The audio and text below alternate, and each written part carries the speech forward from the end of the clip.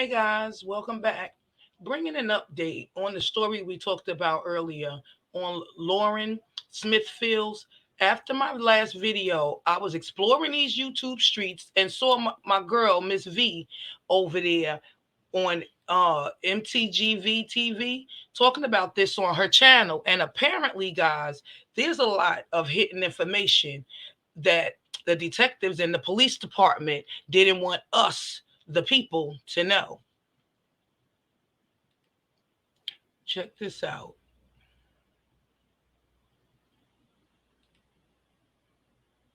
Are now investigating the death of a 23-year-old woman found in her apartment, and they're looking into whether there was foul play. Now, her family has been adamant that investigators have not handled this case correctly. Kelsey Kernstein is here with more on the investigation and the family's calls for answers. Well, Adrian, it wasn't until several weeks after that Lauren was found dead by a man that went on a date with her that the Bridgeport Police Department filed a criminal investigation. Her family says they first learned of their daughter's death by a note left on their apartment door by the landlord. Lose your daughter, your only daughter, your baby girl, at such a ripe age of 23 years old, and to be treated the way we was treated by Bridgeport Police Station and the department is unacceptable. According to the police report, Smithfields was found unresponsive at her home in Bridgeport, Connecticut, early on the morning of December 12th.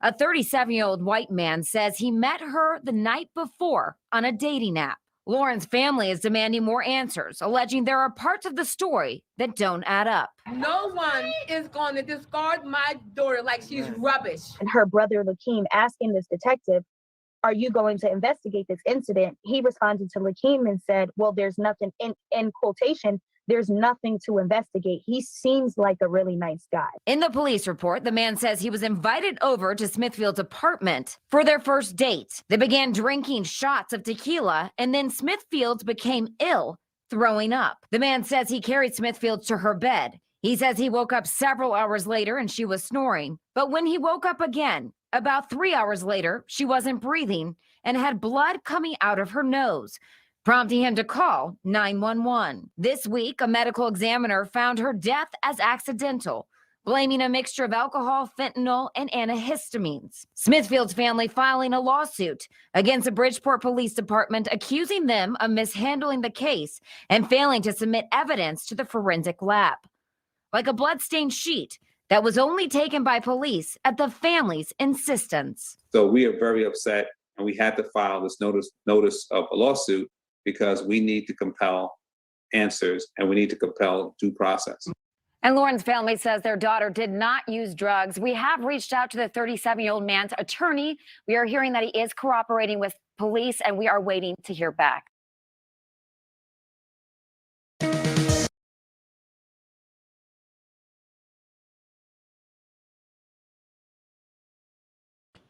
There has been information coming out about this police department, even the damn town. The former police chief was sentenced back in May 2021 for lying to the feds.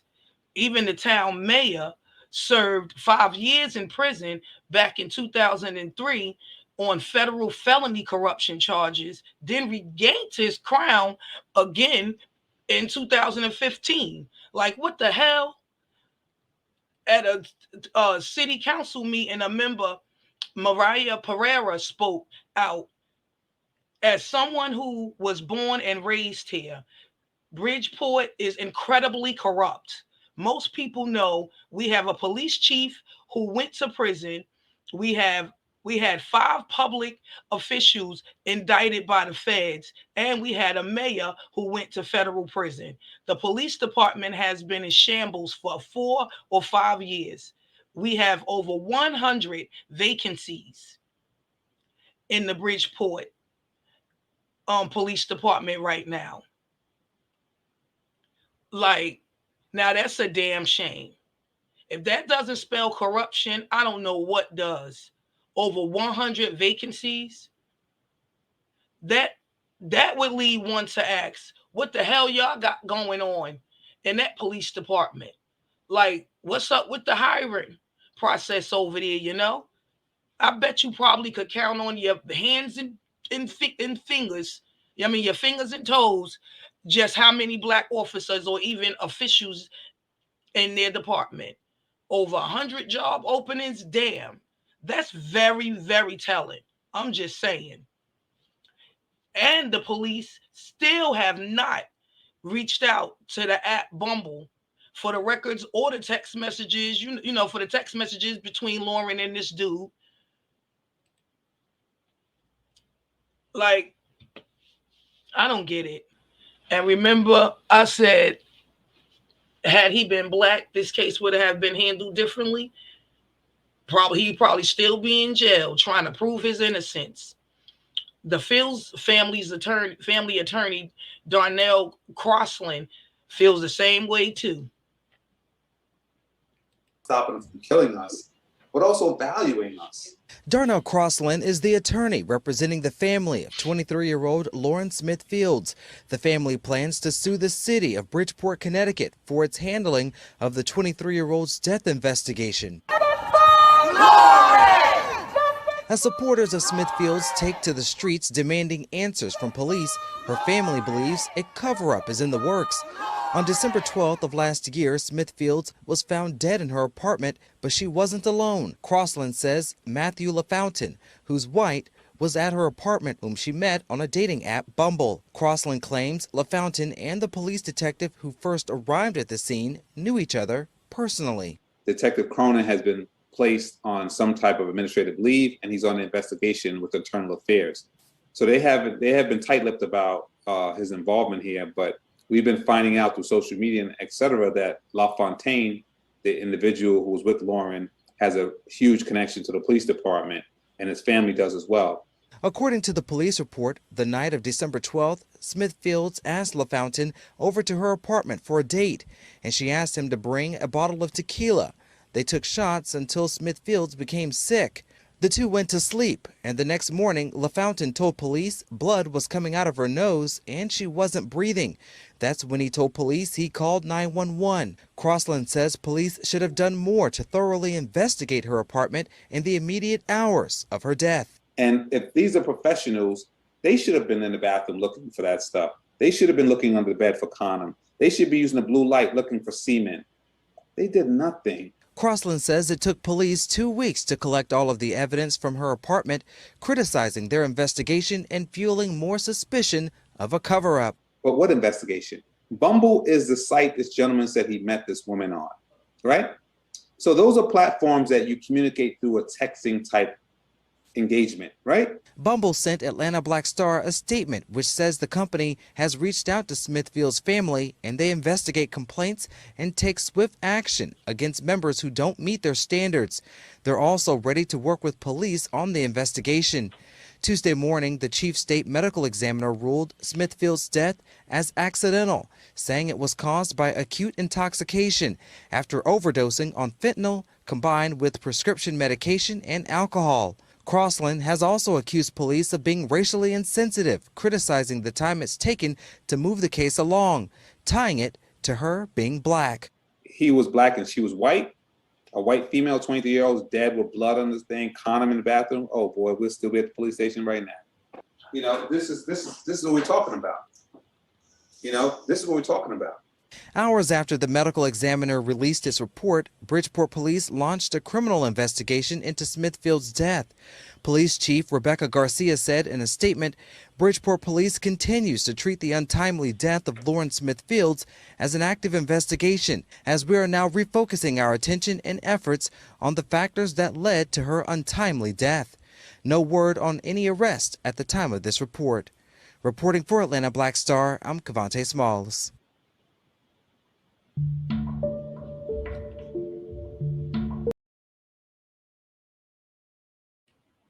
I'm sure most of us could agree. And he is right. If there was a used condom found in the bathroom of her apartment, I bet donuts to dollars that that condom has this dude's DNA all over it. And that officer, Kevin Cronin, is going to jail right along with his ass once all of this is said and done. Because enough is enough with these police departments, cover-ups. You know, I'm sick of it. You have women out here saying this dude, Matthew LaFountain, was a bad dude. They're trying to use the fact that the medical examiner said she had drugs in her system as a way to say, she was young, meeting men on dating apps, partying, did some drugs and overdid it. No, hell no. Not, because her family said she didn't even use drugs. Even her brother said to the Rolling Stone, I didn't know that anybody was there.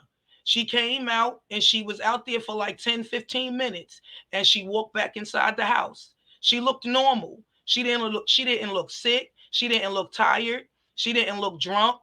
I'm her second older brother. I would have seen her drunk. I would have said, what are you doing? Why you look like that? So if they're trying to push this rhetoric of her being like an active drug user, that could easily be proven through taking a sample of her hair.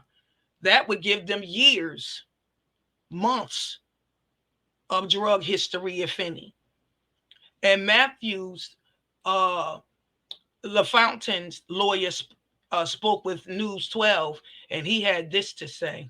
For the LaFontaine family, we want to express our sincerest condolences to the LaurenSmithFields family for this tragedy that took place. Attorney Peter Karianis keeping his comments conciliatory and low-key.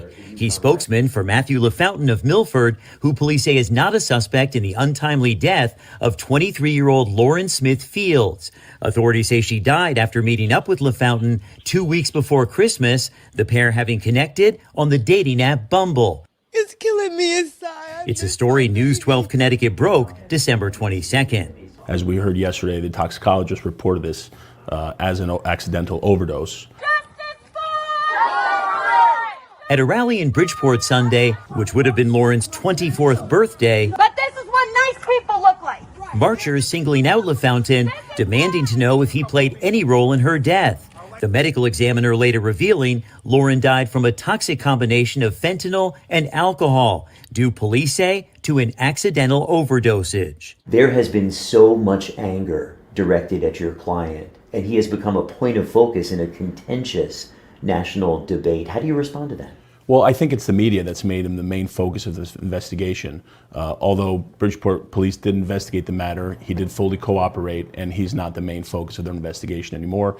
As we know, the DEA is involved now, and they will help local authorities investigate the matter and get to the bottom of what happened to Lauren. It is not natural. But supporters, led by the family's attorney, Darnell Crossland, say evidence from bloody bed sheets to a semen-filled condom was compromised due to an inadequate response by the Bridgeport Police Department, a department they're suing, saying it's been racially insensitive from the outset. A detective allegedly telling Lauren's mom at one point to stop calling. Bud Kariana says LaFountain had nothing to do with Lauren's death. And Kariana says while his client's been widely portrayed on social media as being a married man in his 50s, in fact, he is 37 years old and single. Lauren's family has gone through so much pain, so much grief. Is there anything you'd like to say to them on behalf of your client? Yes, we will continue to cooperate with the authorities to help to definitively determine what happened to Lauren on that evening, and we want her family to find some peace after this heartbreaking loss. In Bridgeport, Frank Recchia, News 12. Although Matthew's lawyer saying his client is cooperating, okay, well, how much is he cooperating? Could he be doing if he hadn't spoken to the police since the day of her death? And the police doesn't even have him listed as a suspect or even a person of interest for that matter, not to mention, I haven't heard anything about his client giving it, a DNA to see if it was his sperm in the condom they found in her bathroom, or his client answering the questions as to who was knocking at the door at 3 a.m. that morning. Because Lauren's landlord said at 3 a.m. he heard knocking on her door, which I think was probably his buddy, the cop. I'm sure more of their buddyship, if that's a word, will come out, because they're saying he was very close with Matthew's family, allegedly. He's probably the one who brought the drugs. Hell, he is a cop with access to that kind of stuff. I'm just saying. Something just isn't right with this whole entire case at all. Acute intoxication, that's what the Connecticut Chief Medical Examiner's Office says caused the death of LaurenSmithFields, specifically after finding alcohol and multiple drugs, including fentanyl, in her system. They call her death on December 12th accidental. And now to find out that all these substances are in their daughter's body that basically took her life. They're so angry right now. Lauren's parents didn't find out about her death until they discovered a note on her front door from her landlord 2 days later. They talked about it at a rally Sunday, celebrating what would have been Lauren's 24th birthday. No one is going to discard my daughter like she's rubbish. According to the incident report, a man Lauren met on the dating app Bumble told officers he woke up next to Lauren to find blood coming out of her right nostril and Lauren not breathing. It says the man told them he only knew Lauren for 3 days and she got sick while they were drinking the night before. He also told them at one point Lauren was in the bathroom for 10 to 15 minutes, but eventually came out and fell asleep. This looks further like a manslaughter, looks more like a murder. And if the police don't start acting fast, we're going to have a real big problem on our hands. Attorney Darnell Crossland says Lauren didn't take drugs and was someone who worked out every day. He says his office confirmed with the state lab Monday that they never received physical evidence from Lauren's home, including a pill used as a sedative, a used condom, and bed sheets with a blood stain. He also claims police refused to interview Lauren's Bumble date. Find out whether he has a drug connection to someone. The family will be staying on top of the Bridgeport Police Department's neck, and I will continue to do my part and bring any and all awareness to this case until the Fields family get the answers they deserve. Do y'all think someone will speak out? Maybe a woman, perhaps, about Matthew? I'm thinking maybe someone he met on that Bumble app, or his buddy, the cop, who is now under investigation. But I don't know. We'll see what else what else comes out about these two, because I think the rabbit hole runs really deep. And shout out to Cardi B, who for getting the fire on their heels burning, because it was this post she made that brought attention to this case. Creepy how much he looks like Stanley Tucci. And if y'all know the movie Lovely Bones, he played a serial SP. With that being said, guys, I wanted to come and bring this update on Lauren so we could talk about it. And again, shout out to my girl Miss V for having all the news over there at MTGV TV. She's always bringing awareness to crime stories, so shout out to her. But anywho, guys, with that being said, thank you for watching. Thank you for listening. Don't forget to hit the like button and subscribe to the channel if you already haven't. And hit that notification bell so you'll be sure to see when I drop new videos and bring you more content. And guys, follow me on all platforms at SistaTalktv. Bye.